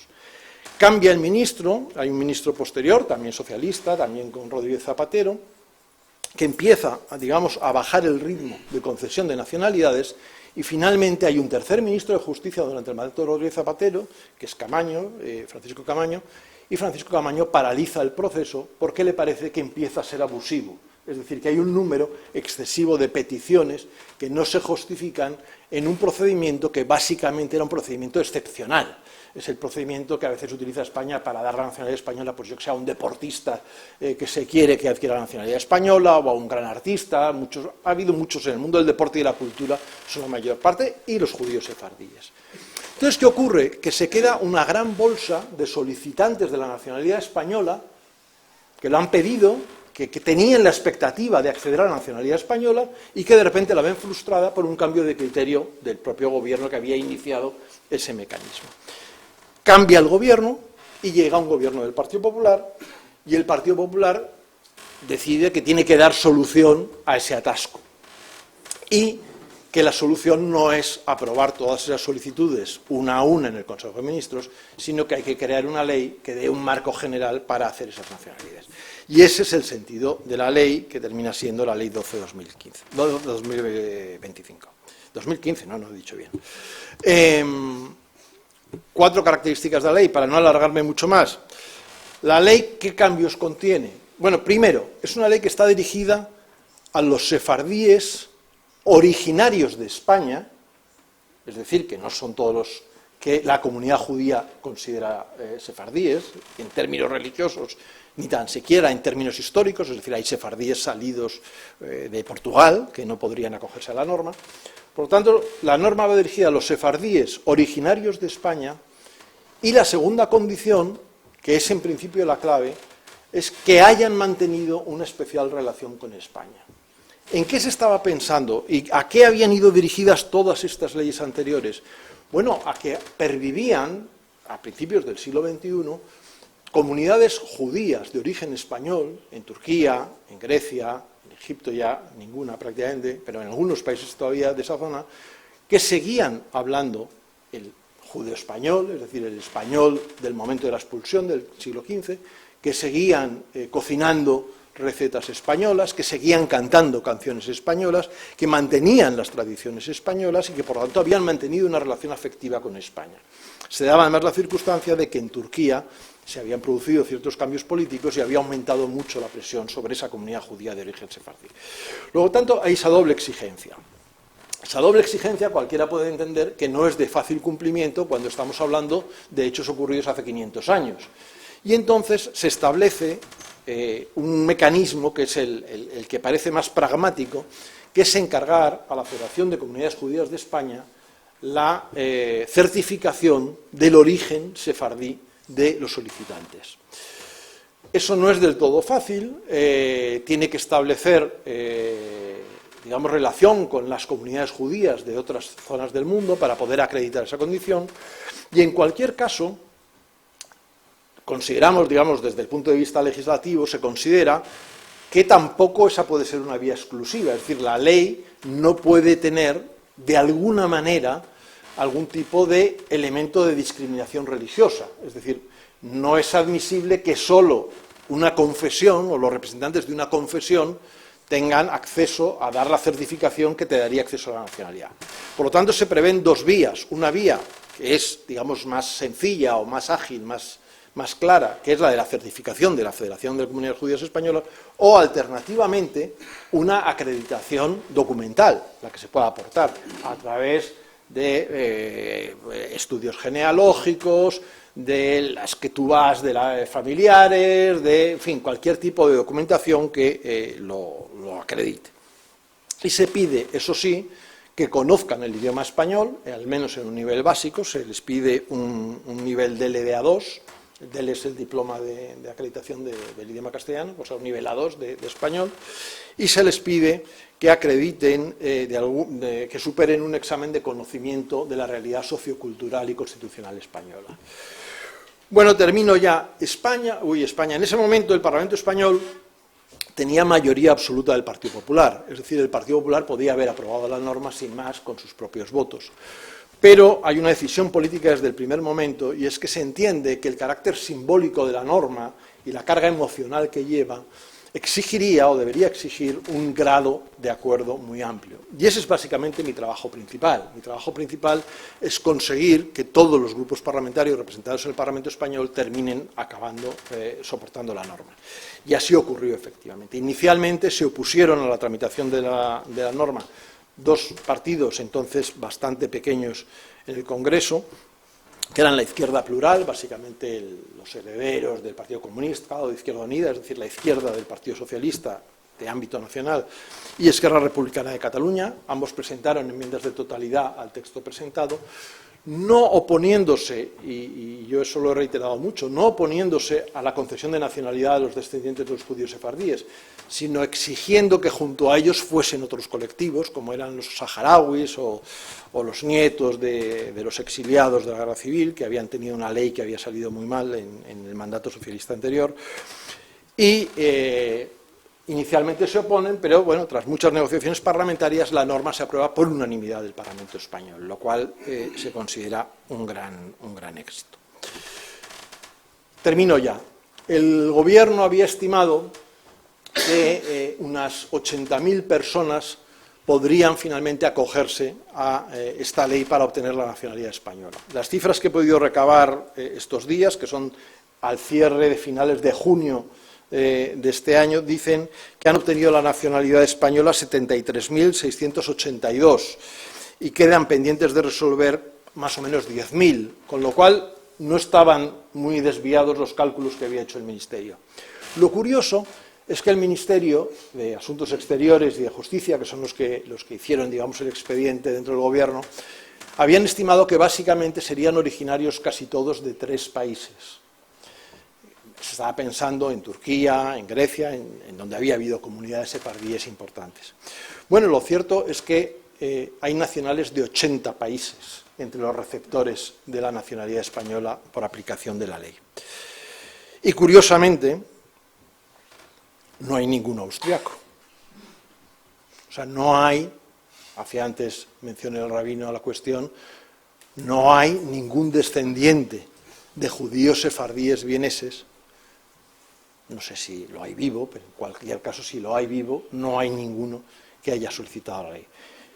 Y sin embargo, nos hemos encontrado con la sorpresa, no tanto porque se puede explicar por otro tipo de razones, pero por ejemplo que ha habido muchas peticiones desde América Latina, ha habido 23.000 mexicanos que han pedido la nacionalidad, 18.000 colombianos, y en fin, otros muchos de otros países. Ha habido, por ejemplo, muchos norteamericanos, que no se pensaba, hay casi 5.000 norteamericanos que han obtenido la nacionalidad española a través de la ley de nacionalidad.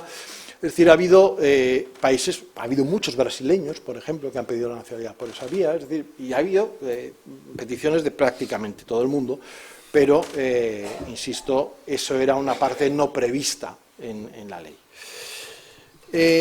Evidentemente, y termino con eso, el sentido de la ley, aparte de solucionar, si se quiere, un problema concreto, que era la acumulación de expedientes por este proceso prolongado en el tiempo que he contado y, por tanto, resolver, digamos, con carácter más o menos definitivo el asunto, era un gesto simbólico hacia la comunidad judía, insisto, un gesto simbólico en este momento de un Parlamento democrático español, pero que tenía antecedentes en etapas anteriores con otro carácter. Es decir, era un poco ratificar ese compromiso de la sociedad española con las comunidades judías descendientes de los expulsados de España. Y eso al final lo materializó el rey de España, Felipe VI, que en un acto realmente singular, el rey en España, por mandato constitucional, ratifica todas las leyes que aprueba el Parlamento, y eso es es un acto meramente formal, que lógicamente pues, quien firma el contenido de la ley es el presidente del Parlamento español una vez que se ha terminado la tramitación, ¿no? Y sobre la firma del presidente del Parlamento pues firma el rey, lógicamente.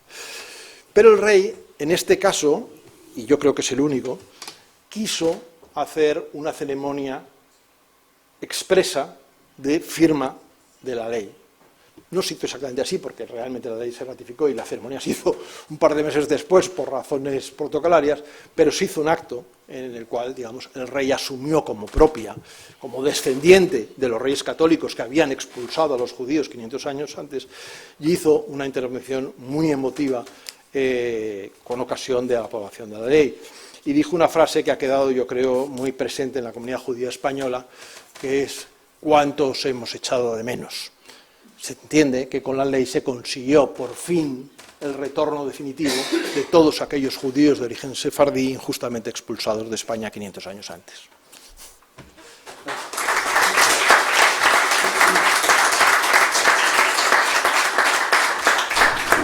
Muchas gracias, Gabriel, por esta presentación detallada y también gracias por compartir tu conexión con Austria.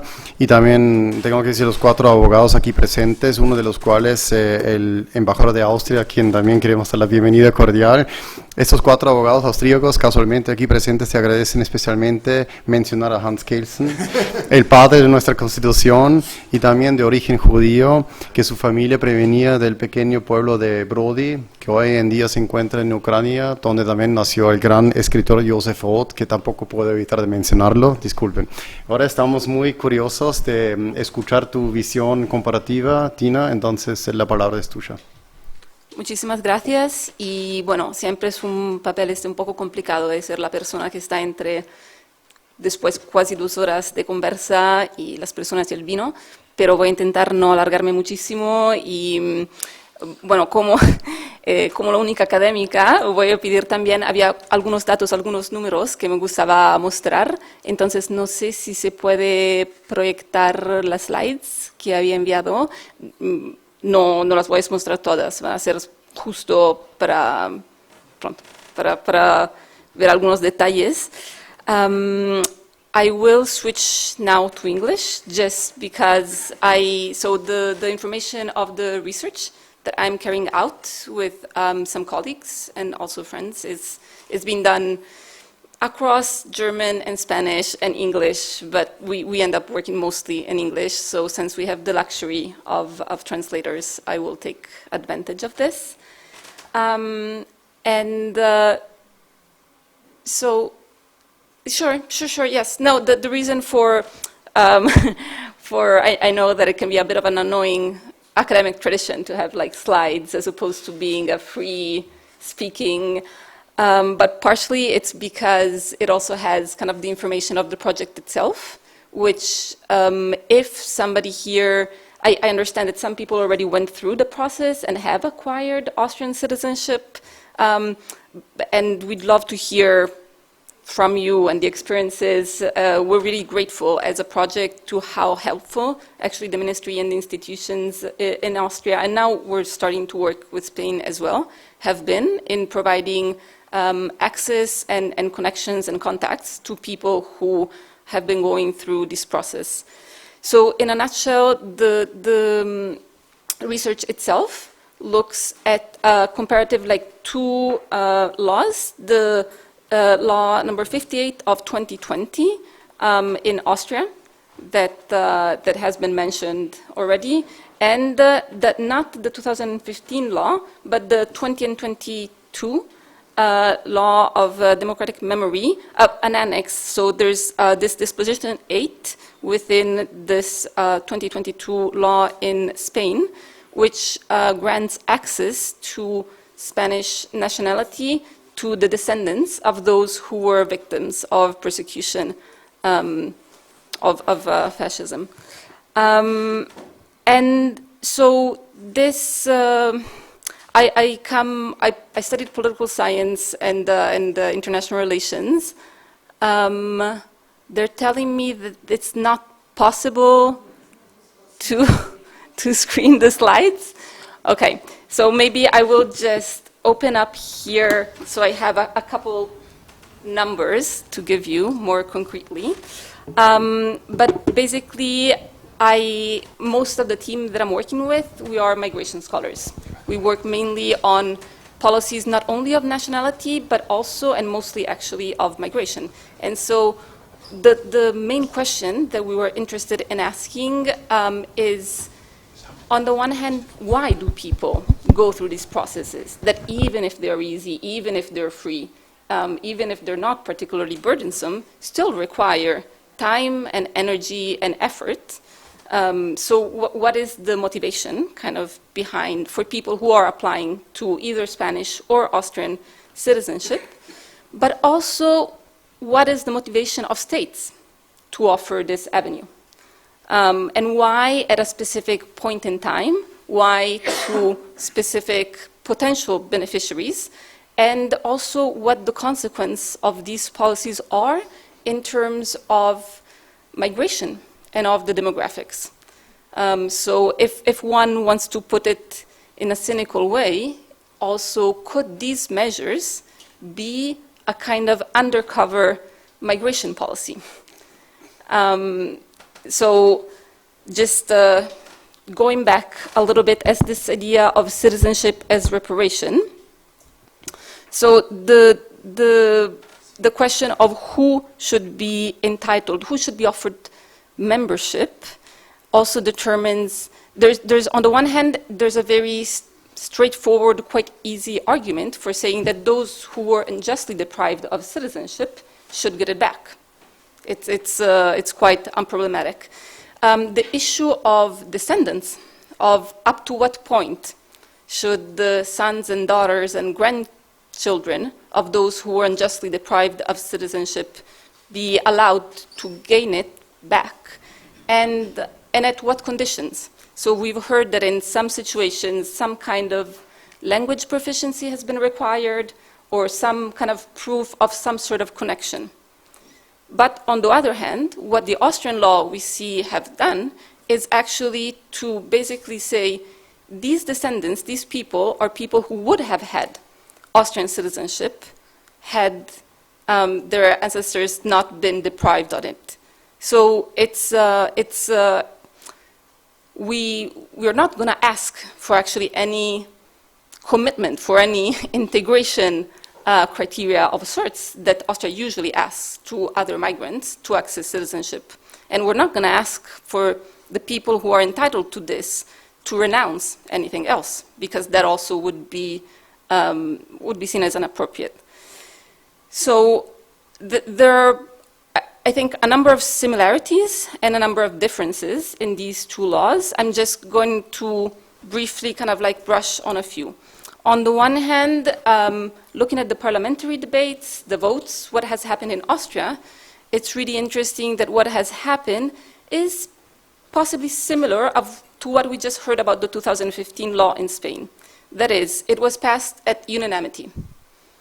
It was just not even some parties that one could think that might not be on board, like everybody voted in favor of it. Whereas for the disposition 8 of the 2022 democratic law in Spain, the vote was passed 173 to 159 votes. So here it actually has been a bit more controversial, and I would say that I don't think that it is this disposition that has been particularly controversial.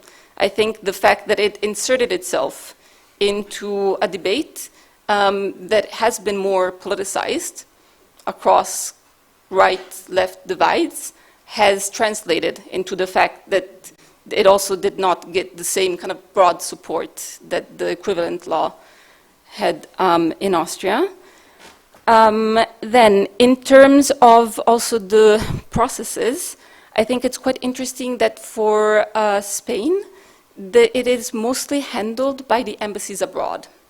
And so what this means is that it is really, really different depending on which citizens apply for Spanish citizenship where. So I was just talking with Reinhard, the colleague that is right now carrying out interviews and fieldwork in Argentina, and they were saying, well, in Buenos Aires, actually, they feel they don't have enough resources to proceed as efficiently, as speedily as one would hope. So, for example, if they were to approve, if they were to go ahead with the current speed of how many applications they are processing, it's going to take them another 130 years. So we're hoping that the process will get sped up a bit. But this is also to say that the mechanisms in place of how these applications have been done and handled, it is quite different. And my feeling is that possibly also for the application to the Spanish citizenship, the reason why so many people applied quite in a rush this year is because differently from the Austrian law. So the Austrian law was passed in 2020, immediately applied, and it's open-ended. So basically, anyone who wants to claim back Austrian citizenship through this law can do it now, can do it in 5 years or in 10 years. Whereas for the Spanish law, there was a limit that is built into the legislation, which is for 2 years plus an extension of 1 year. So a total of a window of 3 years, basically, to apply. And this window just literally closed last week. And so as of the 21st or 22nd of October 25, no more claims are being accepted. So of course there has been a huge influx in claims over the past year, and the Spanish state will have to process all of the applications that have been made. But this means that on the one hand, the rationale of the idea that this is a reparative measure is, in my opinion, difficult to reconcile with this hard stop in terms of timeline. It's difficult to argue that somebody who applied last week and cannot apply now was more entitled to this. Of course, there's always a matter of outreach, of being able to get access also to this information. And what we're seeing in this research that started about 1 year ago, a little bit over a year ago, we still have almost 2 years to go. So we're still, it's a work in progress. And what we are seeing is that actually in the Austrian case, many applicants, not everybody, but many applicants have decided to apply and to get citizenship really as something that they felt they wanted to get back for their own sense of identity. So the main reason from all the interviews that we are being told time and again is that most people are not really intent on using this passport to relocate to Austria or because they're thinking of changing their life. But few people maybe are. But this is not the main motivator. We're seeing that instead, with the Spanish citizenship, this is a little bit more blurred. So it didn't come to me as a great surprise, to be honest, when you were saying the numbers from Brazil, from Colombia, from Mexico, of people who have applied. And of course, one thing does not, two things can be true at once. So it's very likely that people do feel strongly about regaining citizenship as a form of reparation and of identity, but also that they might be more likely to see it as kind of an insurance, maybe. If you are in a less economically or politically stable country, that this can also be sort of a safeguard or something that you might want to pass on to your children, for example. So we still, okay, so because I don't have it on the screen, but if anybody would like to get access to the numbers that we're working through and the testimonies that we are getting, the website of the project is citrest.es. It's CITRES.es. And what we're trying to do is also to create kind of an interactive map to understand where the people who are applying for both Spanish and Austrian citizenship are applying from.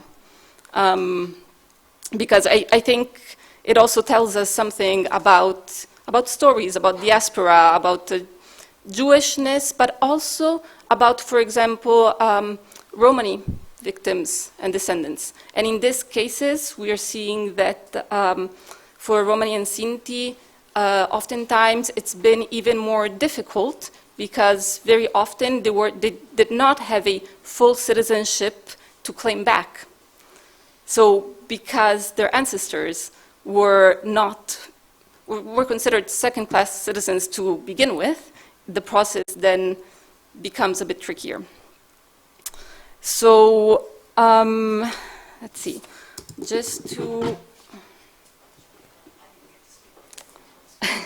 So I don't want to keep anybody very long, but in terms of the main differences, I would say, apart from the issue of one being a bit more politicized than the other, so the debate in Spain being more heated around the Ley de Memoria Democrática, there's also this issue about time that has already ended, whereas in Austria is open-ended. There's also the issue that in Spain, the law covers the children and grandchildren, but it stops there. Whereas in Austria, there's actually no limit to the descendants. If somebody is the great-grandchildren of somebody who was deprived of citizenship, and you have documentation, you can still apply. And then there's some differences in how this is applied and how kind of the implementation of the law, but that of course also has to do with how different legislations and how different countries work. I think that, just in terms of numbers, we see that in Austria, the potential beneficiaries were estimated to be between 500,000 and 800,000. And the authorities were expecting about 10% to apply. What we see is that the numbers have gone from 2020, in which 130 people applied. In 2021, it was about 6,500. It went up to almost 10,000 in 2022, 8,000 in 23, 9,000 in 24. So it's clearly exceeding all the expectations. The Austrian one, yes. So in the Austrian one, we're now having around like 9,000 applications per year. So if it continues at this rate, yeah. Whereas in Spain,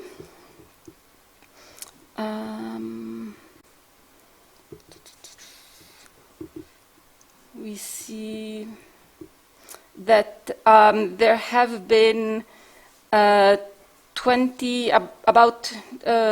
25,000 applications in the first year, basically, in which this was passed, of which about half were approved. So this is also actually a significant difference in the amount of citizenship requests that get denied. And this is something that we still need to look a little bit more into, if it's a matter of the kind of requirements that are demanded or of the kind of applicants that, that decide to try and get it. But basically, by February of 25, there have been about 680,000 applications for the Spanish citizenship. And again, about less than half have been approved so far, but there's still like hundreds of thousands that are in process and that need to be assessed. So we'll have more information on this for sure in the coming year. And then just in terms of where we are sitting, so as a conclusion, there is this dual role of ancestral citizenship that can be both a measure of restitution for those who feel that they would like to reclaim something that belonged to their family history. But there is, and in the official narrative, like what we see in the legislation and the parliamentary debates, at least at face value, it's all only and solely reparative. That being said, also something that we cannot completely ignore in the research is the fact that this is happening at the same time as citizenship laws in general are becoming more restrictive. So we are seeing, like in Austria, but not only, in Portugal, where I'm based, actually a new law of nationality was approved yesterday, which makes it significantly more difficult for migrants to access citizenship, even though it is still easier. Spain and Austria are usually considered like some of the most difficult cases for migrants in general, because they don't allow for dual citizenship, because the process has quite high requirements for integration indicators. And basically, that being said, there's also just the question mark of the theory of reparation behind it. So some of the kind of problematic aspects that we still need to look into is, on the one hand, some of these laws that have been, like the Spanish, the Austrian, but also Germany has passed something similar, Portugal as well, Greece as well, have been accused sometimes of being rebranding exercises, basically, for countries to give kind of like a symbolic offering to a part of the population while restricting access for others, that it's quite discretionary. So depending on what kind of paperwork is required and who the authorities in charge are, the issue of, for example, proving Jewishness is it's very dependent upon which country. So in the case of Portugal, for example, it's become an issue because a number of Russian oligarchs were able to claim citizenship through this route, and that led to a backlash. It also can risk reinforcing certain types of discrimination or of colonial legacies. So we know that coming to terms with our nation's histories do not all happen simultaneously at the same time for the same collectives. So, for example, the first Holocaust memorial in Germany was of 1993, so quite a bit of time passed by. But actually the first memorial for the Romani Holocaust was of 2012.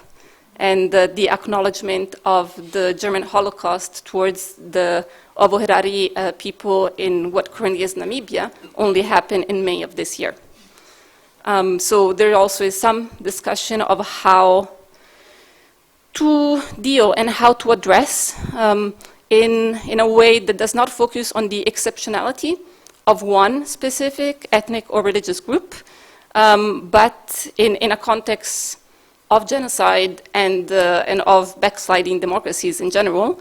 How can we think of these kind of issues not only as reparatory for the past, but ideally to make sure that they will not be necessary in the future?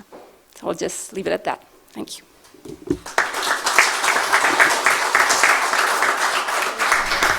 Gracias, Tina, por este análisis comparativo. Y ahora, como estamos un poco ya pasado de la hora, mirando también nuestro anfitrión, quizás sería una buena idea proceder a la inauguración de la exposición y dejar la posibilidad de preguntas con todos esos ponentes fantásticos que tuvimos hoy para el vino español que ofreceremos después de la inauguración. Sería una propuesta accesible. Muchas gracias. Bueno, entonces, muchas gracias a todos y procedemos a la inauguración de la exposición.